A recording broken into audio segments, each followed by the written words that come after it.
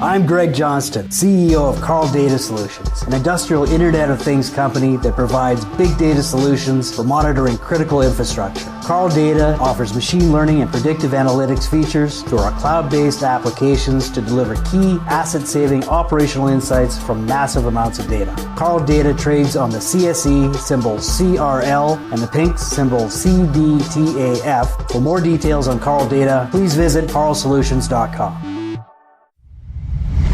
You're listening to HowStreet.com radio, available online at TalkDigitalNetwork.com. Welcome to HowStreet.com radio, the online source for market opinions. Here is Jim Goddard. My guest is home ownership consultant Ross Kay from thewealthyhomeowner.ca. Welcome back to the show, Ross. And thanks for having me back, Jim. Pretty chilly there in Ontario? Yeah, it's genuine frostbite weather out today. And I'm a guy who spent a lot of time outside growing up, so this is cold weather. Minus 35 wind chill or something like that? Oh yeah, this is the homeless people. Anybody who's exposed out in this is genuine. Like, this is the real deal. It is a super cold day out there. Ross, we're hearing politicians beginning to bring up the R word, recession, and vague references for the past couple of weeks. Does your housing analysis have anything to say about a potential recession? Well, we've talked about that in the show in the past, and my answer to this would be that there's a certain the housing market itself. There's been some research done on this down in the States. One fellow in particular called Lerner, he did a report on this. He couldn't read the real estate data. So as an economist, he lacked the ability to come up with the correlation between the data he was looking at and his theory. And his theory basically was the housing market is the business cycle. In other words, the business cycle really is not the driver of economic growth and fallback. It's really the housing market that does that. And I would say the way that we read the data, the way that we read the housing market data, and the fact that we've got it going back as far as 1980 till today, and the fact that it's been pretty well collected over that period of time, we know that the housing market, the last 4 recessions, and I'm going to call the mid-90 period where they didn't actually call it a recession, around 94, 95, as a recession. Those 4 periods all shared one thing in common, and that was 2 years prior to those recessions happening, the housing market collapsed, and the housing market, certain metrics in the housing market, reached points that they've only reached 4 times since 1980 forward. I know that those numbers, Jim, would, if I could have reliable data in the United States of America, Australia, probably Great Britain, that I could pull the same conclusion out of their data. A housing market, okay, so there is so much of an economy relies on a housing market. I really don't think the economists, politicians, academics really have a grasp on it. What I mean to say by that is that a single detached home, which in Canada, let's say we're averaging 700,000 Canada-wide for a single detached home.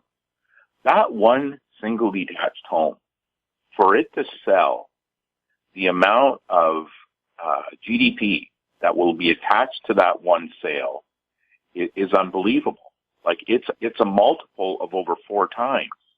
So you're talking a $700,000 sale, and then you're looking at almost $3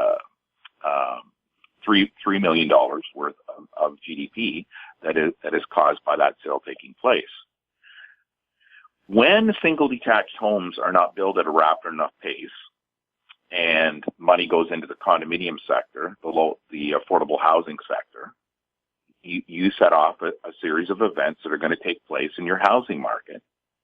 And we have had 4 times where that has happened, where the housing market has contracted to such a point that the country had a recession. And the data that we're looking at right today, Jim, we would say, well, not we would say, for over 10 months, we have been below that threshold.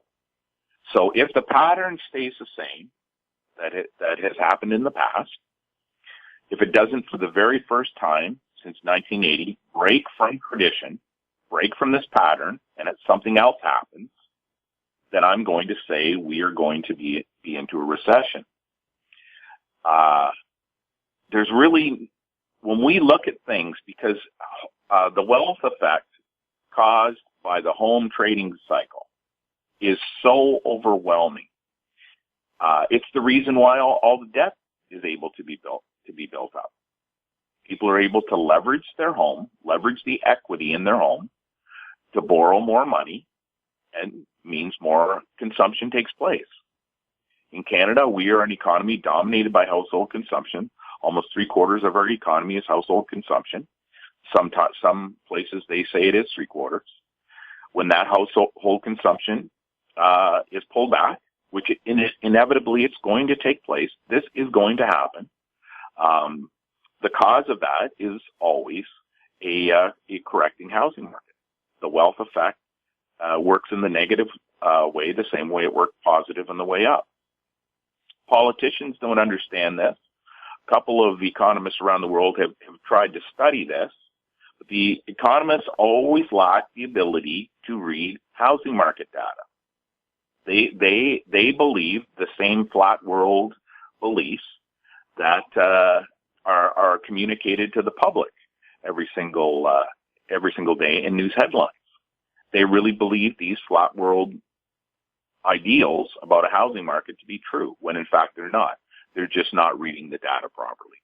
So in terms of a recession, the way that the housing market is moving right now, the metrics that we use to measure the housing market and to know the housing market's impact on the economy, we would say that something different is going to have to take place this time for a recession not to be the result. Because the other 4 times when this has happened, the other 3 times, this is the 4th time, we suffered a recession. So history is going to have to be different this time because the pattern is there exactly the same again. Now, we have governments like the one in BC putting speculation taxes on homes, foreign buyer taxes. Are they maybe not deliberately causing recessions, but certainly causing them by making it harder for people to acquire real estate? Well, what I'd say to that, Jim, is that the reason why the rule changes, the foreign buyer tax, did not change the housing market, why we were on House Street prior to that tax coming in, telling everyone that the Vancouver market had already turned negative, was because the housing market itself, it just can't keep going on. These rules generally are brought in right after a market has crested or turned over, or the opposite way, right at the bottom of the trough of the cycle. They're brought in after the fact, and then they're given credit for the gain. All of the rules, the speculation tax, foreign buyer tax, changes to the property class structure, you're not going to see the impact of those items until the next cycle rolls out. We are still dealing with finishing the cycle that we're in. I mean, what people have got to remember in Vancouver was your cycle was delayed, okay, by that $37,000 increase to what first-time buyers were able to spend for a home. When they gave that $37,000 increase, exactly when it hit, sales increased in the condominium segment, And people spent more money, and that caused people to say housing prices in the condo market were escalating. At the same time, single detached were falling. This is a phenomenon that has never, ever been anywhere in any large municipality that I'm aware of. It certainly has never taken place throughout Canadian history. It only took place this one time in Vancouver. And that was because you had the $37,000 boost. So what your politicians did in that case, they listened to the realtor, the real estate brokerage industry, who are always saying, oh, please give first-time buyers a lower entry cost into the market. Give them a rebate. Allow them to use their RSPs to start the first-time purchase. We'll give them a $37,000 interest-free loan for 15 years in British Columbia. The real estate trade associations, what they want is for the cheapest houses possible to be built in a neighborhood or in a community or in a municipality. Because as long as the big houses are not being built, as long as the single detached homes, for the sake of the argument, just the regular houses that people want to end up in, generally speaking, they want to end up in 20, 25 years down the road. The real estate doesn't want those built. Because when those are built, the overall housing prices drop in the community. And there are fewer sales that take place because first-time buyers are not entering the market and driving the multiplicity of sales forward. That's when you hear organized real estate out there saying, oh, yeah, we've got to build affordable housing. What they're basically saying is we want to build one-bedroom, 400-square-foot condos that we can convince young first-time buyers to buy. Because then we know we're going to be able to flip them that many more times over their lifetime because the property ladder that they're going to have to navigate, they're going to have to take smaller steps because the cost to move, real estate commissions, land transfer tax, mortgage fees, lawyers' fees, blah, blah, blah, blah, blah, they eat up that equity on each trade. The real estate agents want as many trades as possible because their income level increases. What they don't want is they don't want people to be able to buy single detached homes. Because soon as a buyer, an existing buyer in a resale housing market can move out of the resale market into a brand new home, the sales chain is broken. It's over. Sales stop. If you keep them in the marketplace, keep them in the resale segment, they keep moving up the property ladder in the resale where commissions are being made. You got to remember, folks, realtors generally do not get commissions or very small commissions from builders. Builders don't need to hire realtors. They don't need to hire real estate brokerages. There's a waiting list of Canadians ready to buy their homes. This goes back to your first question there, Jim. Well, you talked about the recession. What the builders themselves, the Greater Vancouver Home Builders Association, they themselves do not understand how the housing market works or how the home trading infrastructure functions. Because if they did, they would be lobbying to build single detached homes, and that's all they would lobby to build. Their members would get higher profit margins because you can make a higher profit margin on a single detached home than you can on a condo. You would have more jobs because those style of houses automatically employ more people.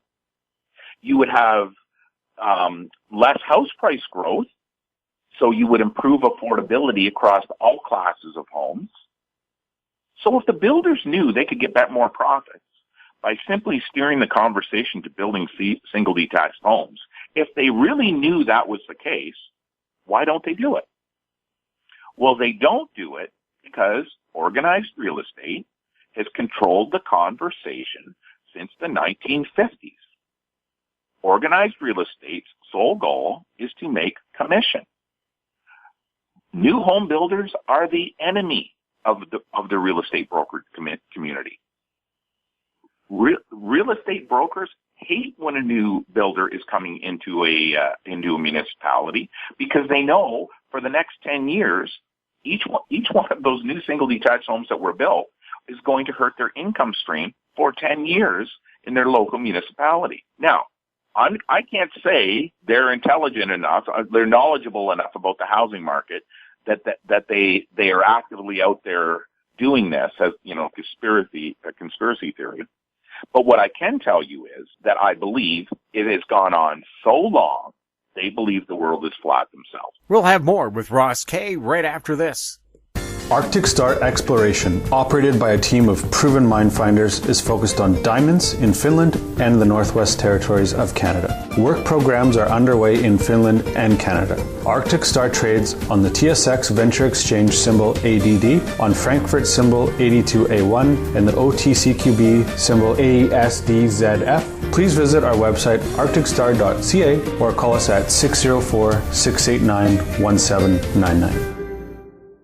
Cypress Development Corp's flagship lithium project is located just east of Albemarle's Silver Peak mine in the heart of Clayton Valley, Nevada. A 12-hole exploration drill program for lithium-enriched claystone on Cypress's 100% controlled properties is now underway. Cypress Development Corp trades on the TSX Venture Exchange symbol CYP, the Pink's CYDVF, and on Frankfurt's C1Z1. For more information, please visit our website, cypressdevelopmentcorp.com.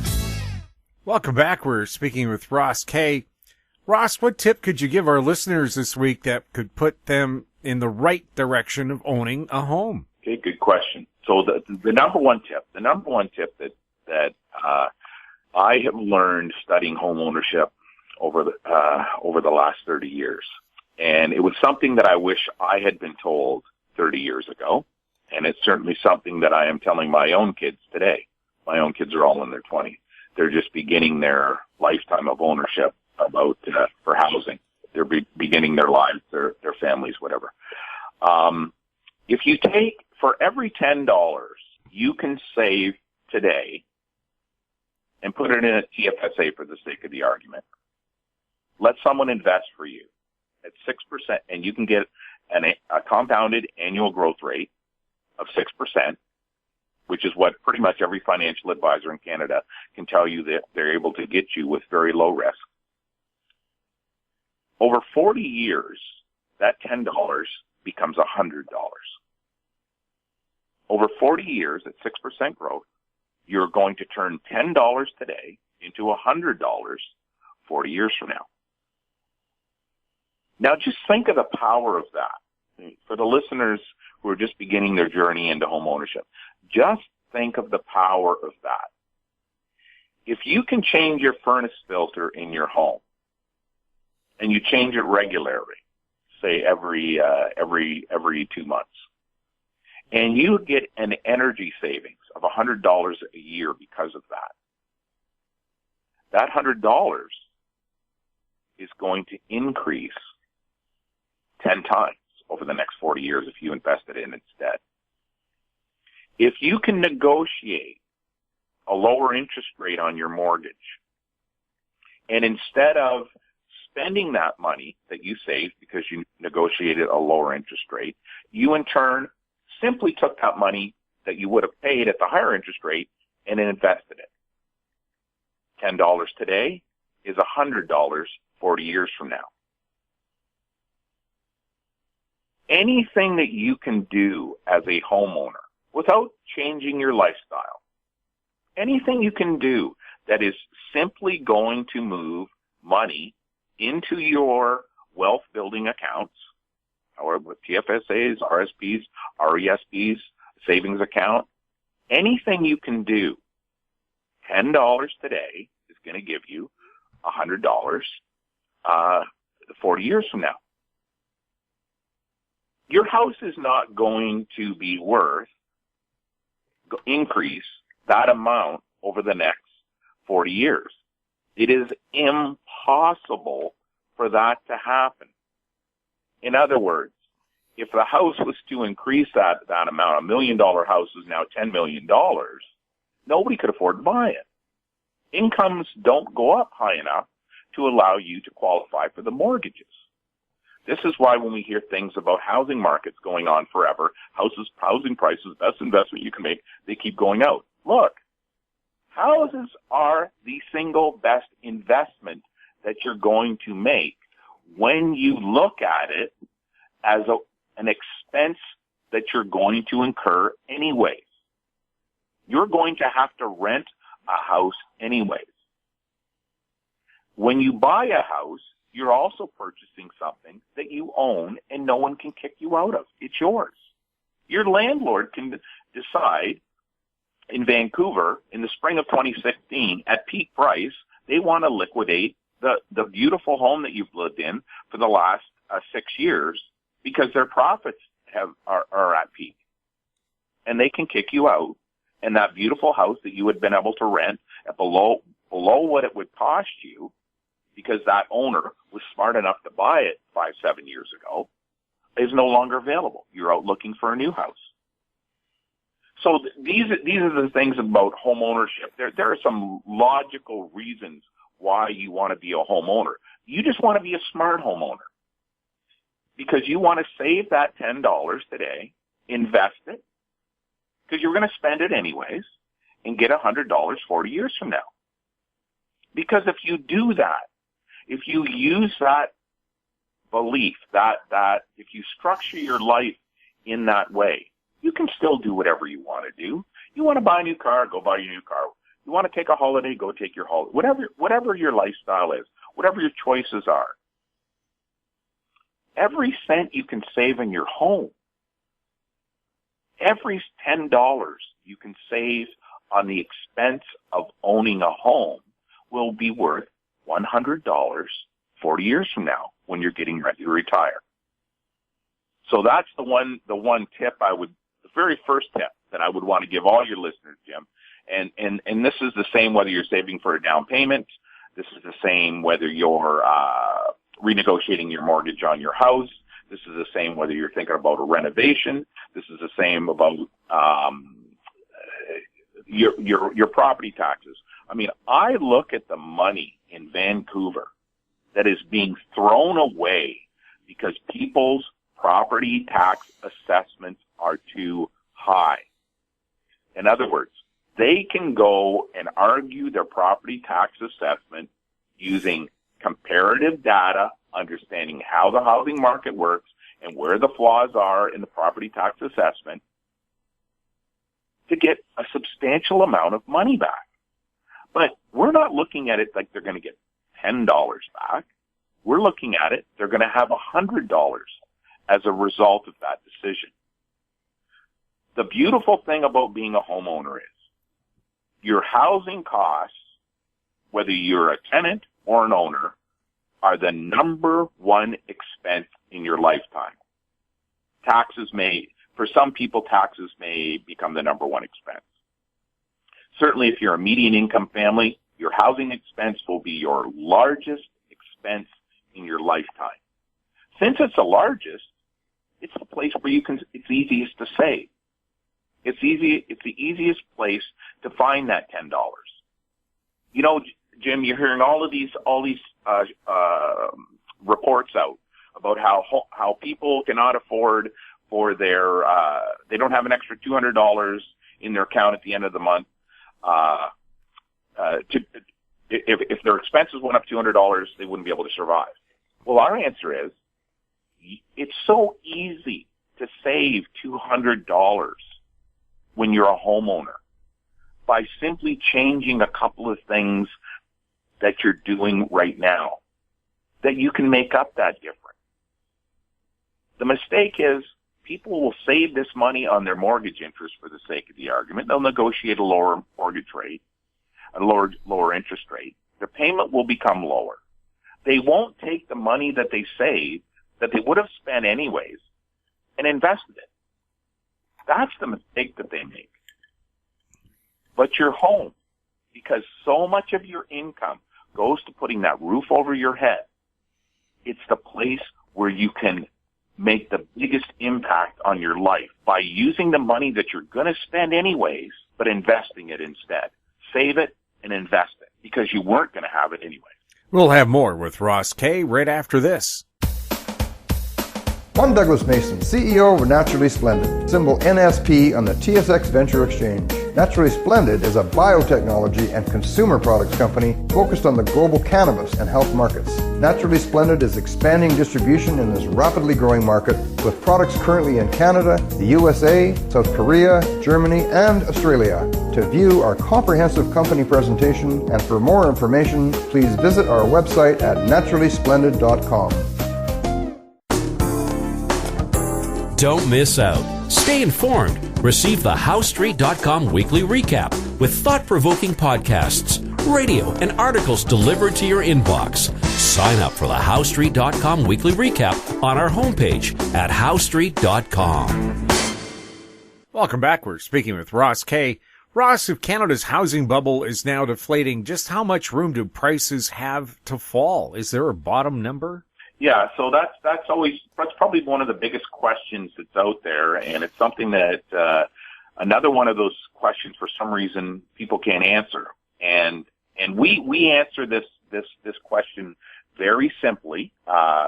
We answer it with the time-tested way that a housing market tells you you should be measuring it, and there is no confusion about this number. So what we would tell your listeners is this. Right now, there are metrics recording the real estate market in Canada, which shows the sales mix should be shifting back to about a national average selling price of $370,000. $370,000.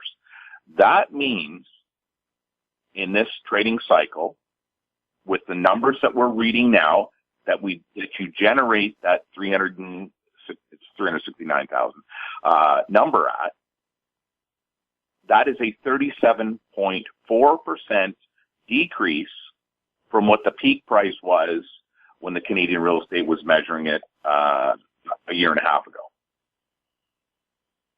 You're talking about 37.4% correction. Now, when we talk about what is the bottom of the market, that's what we call is the sustainable price.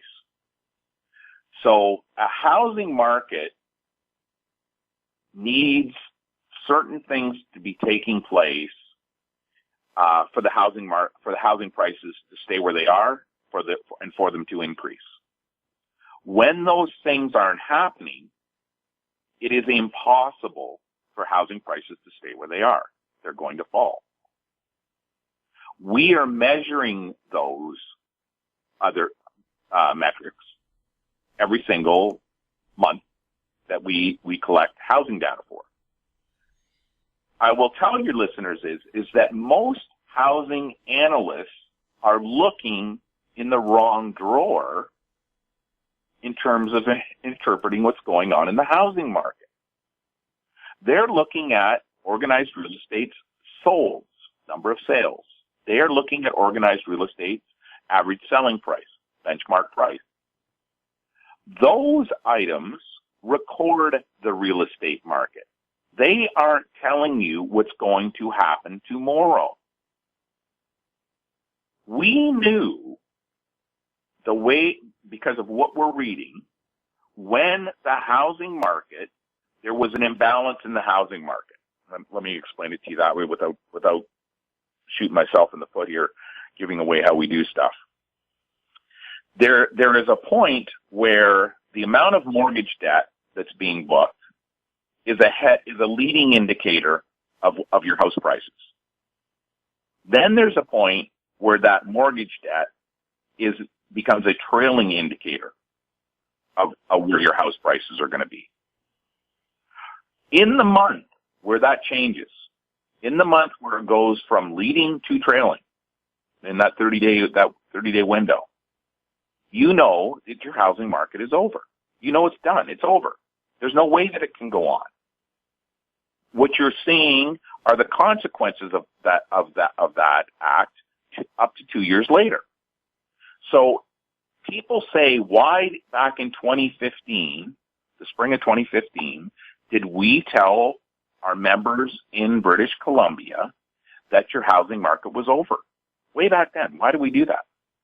How did we know that? How did it become true later? People in Ontario in 2016, they were told in Ontario in 2016 the housing market was over. That didn't mean housing prices were not going to increase, because at the end of the cycle, you always get the single biggest increases because first-time buyers aren't buying. The buyers are heavily weighted to the most expensive houses as a percentage of the sales mix. We measure the sales mix by tracking mortgage data.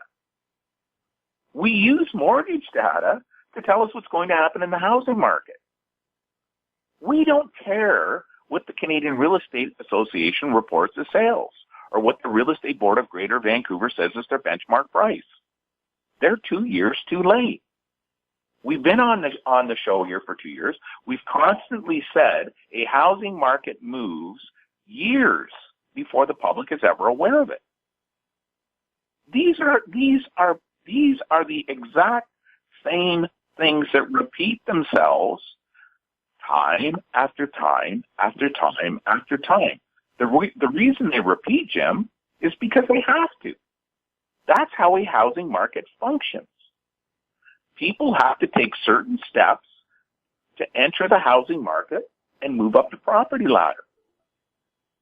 They just don't walk out tomorrow and decide, oh, foreign buyer taxes here, we're going to quit buying houses.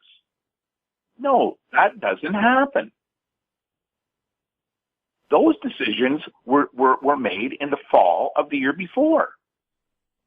And your data tells you that that's going on as long as you know how to read it. I've said on the show, if any of your listeners can find a mortgage originations chart, one chart published by anyone in Canada other than my firm that has tracked mortgage originations for the last 10 years.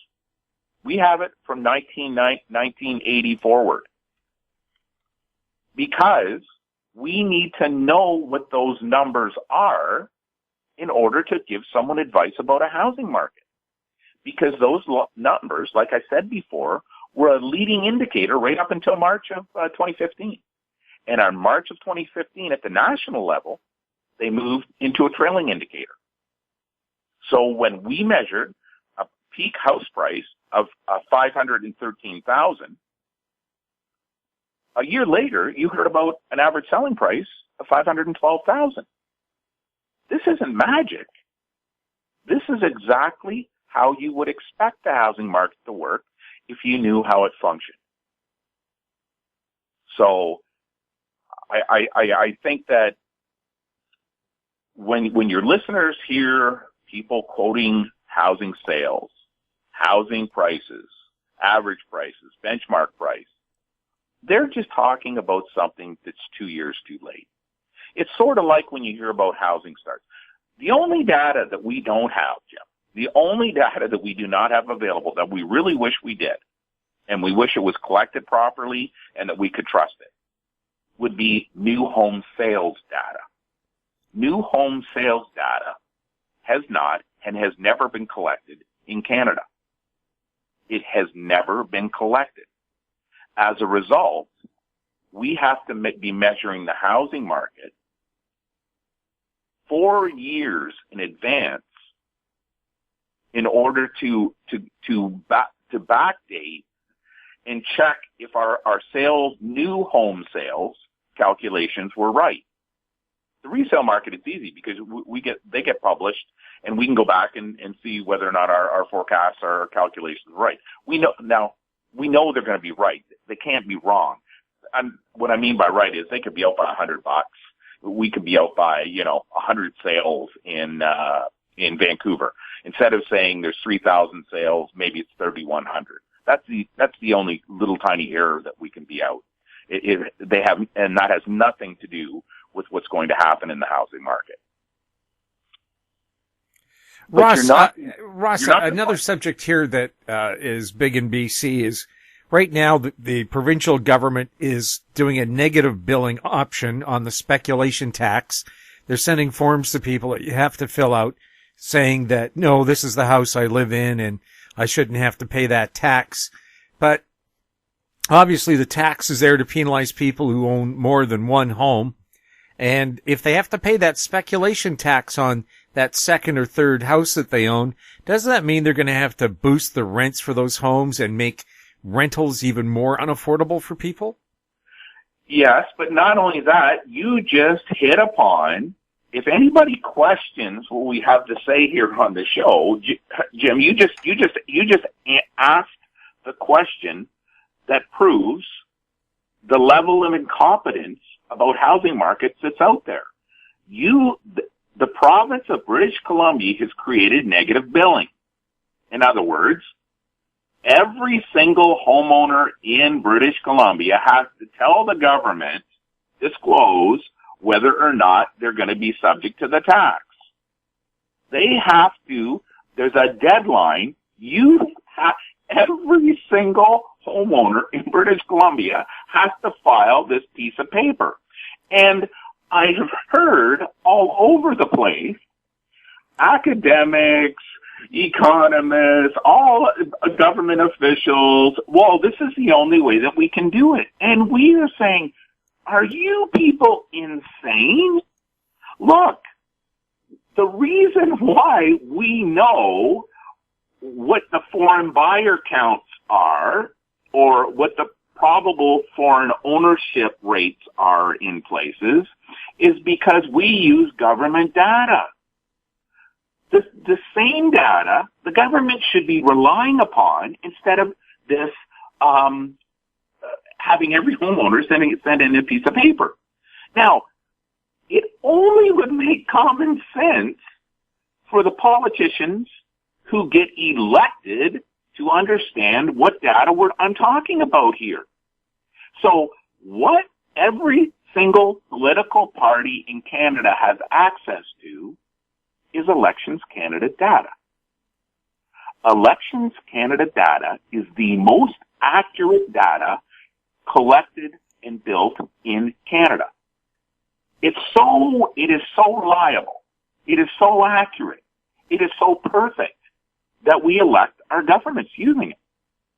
Now, if we're electing people without using Elections Canada data to who's living where, then we've got another problem. So I know that, we all accept that this data is the most accurate possible. We use that data ourselves. We have used that data since the 1990s. Yet you don't hear one single politician saying, oh, let's check the voter rolls to see where the people are living that are voting. Because voters, people, don't have to pay the speculation tax. Voters are the people they're not looking for. They're looking for the houses where the voters aren't living in. Now, I have access to that data. I'm just our little firm here. We've had access to that as a sales rep in the real estate industry. I've had access to that data since the 1990s. The government publishes it. You have to know how to get it, but it's available. There's nothing wrong with it. It's nothing wrong. In the old days, we used to be able to get the phone book. There used to be a product called the Vernon's Directory, where every single person in your city was listed, and they were listed whether they owned or they rented the house. You're telling me that the government of British Columbia is forcing every single homeowner in British Columbia to fill out a form so they don't have to pay a tax? That's exactly right. The only reason that is taking place is because they're so incompetent about the data that they already have available to them. Well, what about the BC Property Registry? Doesn't that list what you own already? Of course it does. And then they're going to say, well, it could be a corporation or, right. That's why you use Elections Canada data. It's also the most updated data that you have available. But you don't hear any of these people talking this common sense way of collecting information. Like I said, there is so much of information and data that's available if you know where to look. The only problem, it seems to be, Jim, is they don't know why they need to look there. Maybe because I was in sales and I'm the third generation of my family that was in sales, and I was in it for such a long period of time. Maybe it's that sales profession that taught me all these things. All I know is this just makes common sense. If I want to know what homes are not being lived in by an owner, I am going to cross-reference my Elections Canada data with all of the addresses of every house in British Columbia. Ross, now the cynical side of me says the reason that they're doing negative billing is just like the cable company, is that they're hoping some people don't know about it, that they'll ignore the forms mailed to them, and if they don't get the forms mailed to them, that they're going to collect millions in unsuspected taxes. Yeah, that's not conspiracy theory. That's the truth. Any time that a municipality or a government implements something that asks the taxpayer to take action, they know that they're going to get a certain added benefit by people who don't participate. With negative billing, which, by the way, is illegal for every other thing in Canada as far as I know. I know all the cell phone providers got burned on it. Why is the government doing it? Because it means they're going to be able to get extra revenue from innocent Canadians because the innocent Canadians didn't fill out the form. I mean, they do this with property taxes every year, Jim. They overcharge people on property taxes. Why do they do it? Because people don't complain. They pay the bill. And this is the part that really, really, really frustrating about this negative billing with the spec tax. It is unethical. It makes no logical sense when I'm telling you today here for the first time, your listeners will not see this mentioned anywhere else. This is the very first time you're going to ever see this. Elections Canada data. Why?